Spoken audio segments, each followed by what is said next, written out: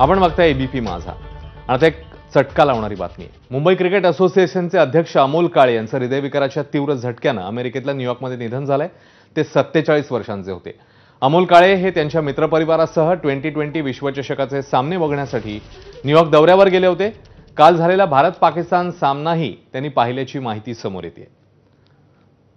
विजय साळवी आपले प्रतिनिधी आता आपल्यासोबत आहेत. विजय, काल ज्या प्रकारे मॅच झाली आपण सगळ्यांनीच पाहिली आणि त्याच सगळ्या दरम्यान एक क्रिकेट प्रशासक असा चटका लावणारा त्याचा मृत्यू आपल्यातनं तो निघून जातो.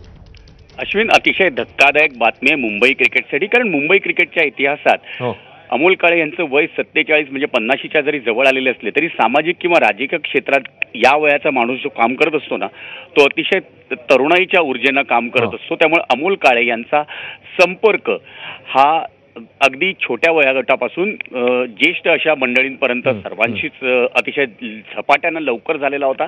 त्यामुळे त्यांच्या कामालाही वेग होता. यंदाच्या मोसमामध्ये मुंबई क्रिकेटच्या मोसमाची सुरुवात असं करून त्यांनी एक समारंभपूर्वक सोहळापूर्वक असं त्यांनी हे केलेलं होतं. आणि अशी व्यक्ती जाणं ही बातमी आत्ता काही मिनिटांपूर्वी आली आणि तेव्हापासून मुंबई क्रिकेट सुन्न अवस्थेत आहे. पटकन बोलायला कोणी तयार नाही, शोकाकुल अवस्थेत आहे. त्यामुळे पूर्ण नेमकं काय झालं, कधी झालं याची माहिती मिळत नाहीये.